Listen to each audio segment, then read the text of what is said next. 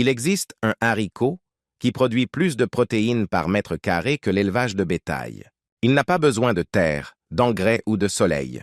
Il pousse et est récolté en 5 jours sur le rebord de votre fenêtre. La NASA l'étudie pour les stations spatiales. Les Nations Unies l'ont désigné comme la culture vivrière la plus prometteuse du XXe siècle. Puis, il a pratiquement disparu de la conscience occidentale. Une jardinière peut produire des protéines fraîches toute l'année. À la fin de cette vidéo, vous saurez exactement comment procéder. Parfois, les choses les plus précieuses ne sont pas cachées dans le laboratoire, mais poussent au bord de la route. Mais d'abord, essayez une expérience simple dans n'importe quel supermarché cette semaine. Avant d'entrer dans le guide pratique, dites-moi quelque chose. Avez-vous vu cette plante pousser à l'état sauvage près de chez vous? Laissez-le dans les commentaires. La recherche ethnobiologique montre que de nombreuses plantes riches en nutriments poussent inaperçues dans les environnements urbains, créant ainsi un gouffre de curiosité quant à l'abondance cachée. Parfois, les choses les plus précieuses ne se trouvent pas dans le laboratoire, mais à côté de la route, en grimpant sur une clôture ou en poussant dans le jardin de quelqu'un. Essayez maintenant une expérience simple. Entrez dans n'importe quel supermarché cette semaine et passez 1 minute au rayon viande. Regardez les gens debout au comptoir. Vous verrez le même schéma encore et encore. Ils prennent des paquets de bœuf haché, regardent le prix et les remettent. Selon l'USDA, les prix du bœuf ont augmenté entre 2020 et 2024, confirmant des observations émotionnelles avec une réalité économique mesurable. Ce n'est pas seulement le prix, c'est l'expression du visage et le calcul mental dans l'allée. Les protéines sont devenues chères. Mais sur un rebord de fenêtre, à 3 pâtés de maison du même supermarché, quelqu'un produit des protéines sans terre, sans animaux, sans réfrigération et sans chaîne d'approvisionnement. Juste un plateau peu profond et de l'eau du robinet. La plante responsable de cela présente un détail qui semble presque fictif. Ces gousses ont 4 ailes longitudinales. C'est pourquoi les botanistes l'ont baptisé Psophocarpus tetragonolobus, le haricot ailé. Aux Philippines, de nombreux agriculteurs le connaissent sous ces noms locaux qui varient d'une province à l'autre.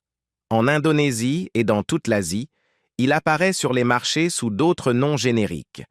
En Papouasie-Nouvelle-Guinée, où il est cultivé depuis plus de 2000 ans, il porte des dizaines de noms. Les découvertes archéologiques en Papouasie-Nouvelle-Guinée datent la culture d'il y a au moins 2000 ans, soutenue par la recherche agricole régionale. Chaque nom représente des générations de cuisine, de sol, de climat et de survie. L'Occident l'a presque oublié, mais la science ne l'a pas complètement oublié. En 1975, l'Académie nationale des sciences réunit un groupe de scientifiques agricoles à Washington. Leur mission était simple, identifier des plantes tropicales sous-utilisées au potentiel exceptionnel. Ils ont examiné des centaines de candidats et sélectionné le haricot ailé pour une considération particulière. Le rapport issu de ces travaux, publié en 1981, utilisait un langage inhabituellement coloré pour un document scientifique. Il l'appelait un supermarché sur tige. Cette phrase est restée pour une raison, car presque toutes les parties de cette plante sont comestibles. Les jeunes gousses ont un goût semblable à celui des haricots verts. Les graines mûres contiennent des niveaux de protéines qui rivalisent avec le soja. Les feuilles fournissent une nutrition comparable à celle des épinards. Les fleurs peuvent également être consommées en créant une image mentale vivante d'une seule plante, produisant simultanément des gousses, des feuilles, des fleurs et des tubercules. Ce que presque personne ne voit en Occident, c'est que les tubercules souterrains, cette partie cachée sous le sol, peuvent contenir jusqu'à 20% de protéines. En comparaison, les pommes de terre en contiennent généralement environ 5%. Cela signifie que pour le même poids de récolte, un tubercule de haricot ailé peut fournir 4 fois plus de protéines qu'un tubercule ordinaire. Mais la véritable histoire est dans la graine. Des analyses de laboratoire publiées dans des revues scientifiques alimentaires ont mesuré la teneur en protéines du haricot ailé entre 29 et 42% selon la variété. Le bœuf en pois sec représente généralement environ 26%. Le fait qu'une graine de plante puisse rivaliser avec le tissu musculaire animal en termes de densité protéique était censé être révolutionnaire. Et pourtant cela ne s'est pas produit. Pourquoi? Car il y a une autre caractéristique qui la rend encore plus destructrice pour le système industriel. C'est une légumineuse qui fixe l'azote. Il forme des nodules dans ses racines avec des bactéries rhizobium qui transforment l'azote de l'air en nourriture pour la plante. En pratique, le haricot ailé se féconde tout seul. La recherche agronomique soutient une dépendance réduite aux engrais, ajoutant ainsi une profondeur scientifique. Moins de dépendance aux engrais de synthèse, moins de dépendance à la chaîne industrielle, moins d'achats répétés. Ce n'est pas le genre de culture que l'on essaie de vous vendre. Dans les années 1980, les stations de recherche agricole des régions tropicales ont lancé de sérieux programmes. Les centres de recherche en Asie ont développé des variétés améliorées. Des stations au Nigeria et en Inde, notamment dans le cadre d'une collaboration entre l'IITA et l'IRRI, ont testé des méthodes de culture, ancrant le récit dans une programmation réelle. Les organisations agricoles ont promu le haricot ailé comme candidat pour renforcer l'apport en protéines dans les régimes alimentaires où la viande est chère ou indisponible. Pendant un instant, il a semblé que le haricot ailé allait transformer la production mondiale de protéines, puis l'intérêt s'est estompé. Le financement a changé, les programmes ont été fermés, la recherche a été transférée vers d'autres projets, le haricot ailé est revenu dans ses zones traditionnelles où il n'a jamais disparu. En Asie du Sud-Est, sa culture a continué comme toujours, dans les cours, les jardins et les marchés locaux. Mais la révolution promise n'a jamais pris racine en Europe ou en Amérique du Nord. La raison en est plus économique que biologique. Dans les climats tropicaux, le haricot ailé peut se comporter comme une plante vivace. Vous le plantez une fois et il revient année après année, produisant une partie de sa propre fertilité. Chacune de ces qualités le rend précieux pour la sécurité alimentaire et en même temps le rend peu attrayant pour un système agricole fondé sur la vente constante de semences, d'engrais et de produits chimiques. La Révolution verte s'est concentrée sur les cultures de base, créant un contexte historique plus large pour expliquer la négligence systémique. Mais voici la partie que presque personne ne vous a expliquée. Vous n'avez pas besoin d'une ferme tropicale pour accéder à la meilleure partie de ce grain. Vous n'avez pas besoin de terre, vous n'avez pas besoin de champs. Et en fait, pour la version la plus efficace de la maison, vous n'avez même pas besoin de la lumière directe du soleil. Il vous suffit de comprendre la germination. Parce que le secret ne réside pas seulement dans la plante, mais aussi dans ce qui se passe lorsque la graine se réveille. Lorsqu'une graine germe, sa composition chimique change. Les enzymes qui étaient inactives deviennent actives. Les amidons sont transformés en sucre simple. Les protéines deviennent plus digestes. Les vitamines sont synthétisées à partir de précurseurs. La graine cesse d'être une unité de stockage et devient un système vivant destiné à croître. Des recherches publiées dans des revues de chimie alimentaire ont documenté ces transformations en termes mesurables. Par exemple, les inhibiteurs de trypsine, composés qui interfèrent avec la digestion des protéines, peuvent être considérablement réduits pendant la germination. Parfois entre 60 et 80% selon le protocole et le timing. Cette défense est utile lorsque la graine est en dormance et tente de survivre. Mais une fois qu'elle germe, la croissance devient une priorité et cette armure chimique est désactivée. La vitamine C raconte une histoire encore plus surprenante. Les graines sèches contiennent peu de vitamine C, mais après quelques jours de germination, leur teneur peut augmenter considérablement. Chez les germes de soja ailés, l'augmentation jusqu'au 5e jour peut être spectaculaire dans certaines conditions. La graine produit cette vitamine en préparation à une vie active et vous récoltez cet apport nutritionnel exactement au bon moment. La digestibilité des protéines est également améliorée, passant d'environ 65% dans les graines crues à plus de 85% dans les germes. Cela signifie que vous ne mangez pas seulement les protéines sur papier. Votre corps absorbe davantage de ce qu'il contient. En pratique, la germination effectue une partie du travail digestif à votre place. Voici la fenêtre critique, le point de densité maximale entre le 4e et le 5e jour. À ce stade, les cotylédons, Les deux premières structures qui émergent de la graine se sont déjà développées. Ils concentrent toujours la nutrition originelle du grain, mais désormais avec les améliorations enzymatiques créées par la germination. Peu d'énergie a encore été consacrée aux longues tiges et aux grosses racines. Les jours 4 à 5 sont généralement le point de récolte avec la meilleure texture et le meilleur rapport qualité-prix. Maintenant, oui, voici une méthode de 5 minutes qui fonctionne dans n'importe quelle cuisine. Tout d'abord, procurez-vous les graines. Dans les magasins asiatiques de nombreuses villes, le haricot ailé est vendu sec, parfois sous des noms comme haricot de Gohan ou haricot angulaire. Il existe également des vendeurs en ligne et des réseaux d'échange de graines proposant des graines non transformées spécifiquement pour la germination. 1 kilogramme coûte généralement très peu par rapport aux protéines animales et produit des dizaines de récoltes. Vous n'achetez pas de nourriture pour un jour, vous achetez des cycles. Deuxièmement, effectuez une inspection rapide. Recherchez les graines et retirez celles qui sont craquelées, très foncées, visiblement moisies ou endommagées. Les graines endommagées constituent une porte d'entrée pour les champignons. Cette étape prend 30 secondes et peut vous éviter une semaine d'échec de l'eau. Troisièmement, faites-les tremper.